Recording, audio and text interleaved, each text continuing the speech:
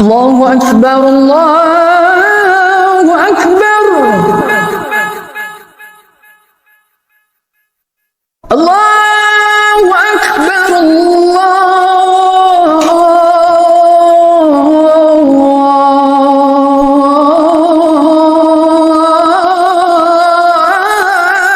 أكبر أشهد أن لا إله إلا الله.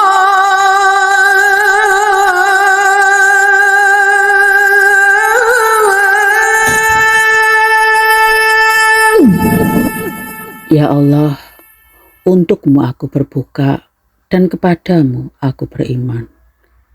Dan dengan rezekimu aku berbuka, dengan rahmatmu, wahai yang maha pengasih dan penyayang. Keutamaan hari kelima puasa Ramadan, Allah Subhanahu wa Ta'ala memberi kita yang berpuasa di surga Al-Ma'wa beribu-ribu kota. Setiap kota terdapat 1000 rumah.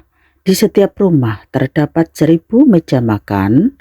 Di atas setiap meja makan 70.000 tempat makanan. Di setiap tempat makanan 70 macam makanan yang tidak sama satu dengan yang lainnya. Membaca Al-Quran akan selalu ada hal-hal yang kita dapatkan dari hasil tadabbur, perenungan dengan pemahaman mendalam dan pembacaan kita terhadap Al-Quran. Assalamualaikum warahmatullahi wabarakatuh. Allah Maha Penyayang, tidak pandang sayang. Maha Pengasih, tidak pernah pilih kasih. Allah menurunkan Al-Quran untuk dibaca, dikaji kedalamannya, difahami betul, dilaksanakan dan diamalkannya. Bapak Ibu, Allah memberikan pesan kepada kita bahwa membaca itu sangatlah penting sekali untuk dilakukan oleh manusia. Ini sudah terbukti bahwa dengan membaca adalah sebuah perintah untuk merekonstruksi manusia dari kejahilian menuju beradab dan berakhlak. Ini sudah terbukti kebenarannya dengan membaca telah melahirkan para cendekia dengan membawa temuan-temuan tentang ilmu pengetahuan bidang-bidang yang bermunculan yang tidak hanya ratusan tetapi ribuan bahkan jutaan dengan hitungan tanpa batas. Allah berfirman dalam Al-A'raf ayat 54. Sesungguhnya Tuhanmu adalah Allah yang telah menciptakan langit dan bumi dalam 6 masa. Kemudian Dia berkuasa atas aras.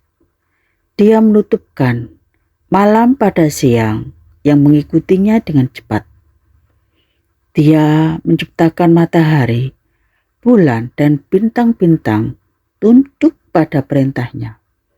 Ingatlah, hanya miliknya lah segala penciptaan dan urusan. Maha berlimpah anugerah Allah, Tuhan semesta alam. Bapak Ibu, membaca dan membaca selalu diulang-ulang. Yang dibaca ini tidak sebatas tulisan hitam di atas putih. Tetapi alam juga menyediakan ragam bacaan yang luar biasa. Mulai dari bebatuan, pepohonan, tanah, matahari, angin, hujan, dan seterusnya adalah sarana bacaan kita yang bisa menghasilkan ragam temuan-temuan yang saya maksudkan. Tentu saja semua bersumber dari ayat-ayat Al-Quran. Allah berfirman dalam surat Al-Baqarah ayat 185 yang artinya, bulan Ramadan adalah bulan yang di dalamnya diturunkan Al-Quran sebagai petunjuk bagi manusia dan penjelasan-penjelasan mengenai petunjuk itu serta pembeda antara hak dan yang batil. Oleh karena itu, siapa di antara kamu hadir di tempat tinggalnya atau bukan musyafir pada bulan itu, berpuasalah. Siapa yang sakit atau dalam perjalanan lalu tidak berpuasa, maka wajib menggantinya sebanyak hari yang ditinggalkannya. Pada hari-hari yang lain, Allah menghendaki kemudahan bagimu dan tidak menghendaki kesukaran. Hendaklah kamu mencukupkan bilangannya dan mengagungkan Allah atas petunjuknya yang diberikan kepadamu agar kamu bersyukur. Bapak Ibu, apa yang dimaksudkan ayat tersebut tersirat dan termakna dalam sebuah pesan bahwa Al-Quran adalah jamuan. Perumpamaan yang sangat indah. Al-Quran merupakan cahaya di tengah kegelapan dan petunjuk ke jalan yang benar. Al-Quran adalah jamuan Allah Subhanahu wa ta'ala yang diturunkan pada 17 Ramadan yang terdiri dari 114 surat dan 30 juz ini diturunkan secara berangsur-angsur selama 22 tahun, 2 bulan, 22 hari. Rasulullah Muhammad sallallahu alaihi wasallam bersabda, sesungguhnya Al-Quran ini adalah jamuan Allah, maka ambillah darinya semampu kalian. Sungguh agung jamuan Allah yang berupa Al-Quran itu, yang telah diturunkan secara berangsur-angsur. Ada 6 alasan, seperti yang sudah dijelaskan, bahwa penurunan Al-Quran membutuhkan waktu yang sangat lama, hingga bertahun-tahun, baru selesai. Alasannya adalah 1, menenangkan hati dan pikiran Rasulullah Muhammad sallallahu alaihi wasallam. Hal ini sesuai dengan apa yang Allah firmankan dalam surat Al-Furqan ayat 32 yang berbunyi, orang-orang yang kufur berkata, mengapa Al-Quran tidak diturunkan kepadanya sekaligus? Demikianlah agar kami memperteguh hatimu wahai Muhammad dengannya dan kami membacakannya secara tartil, berangsur-angsur, perlahan dan benar. Alasan kedua, Al-Quran diturunkan secara berangsur-angsur adalah untuk menyesuaikan situasi dan kondisi. Al-Quran adalah petunjuk bagi manusia. Al-Quran turun menyesuaikan dengan berbagai kejadian, situasi, dan kondisi. Selain itu, diturunkan berangsur-angsur sebagai penahapan suatu ketetapan, seperti penetapan akidah yang benar, hukum-hukum syariat, dan akhlak mulia. Alasan yang ketiga adalah penegasan Al-Quran. Al-Quran diturunkan berangsur-angsur sebagai penegasan bahwa Al-Quran diturunkan langsung oleh Allah SWT.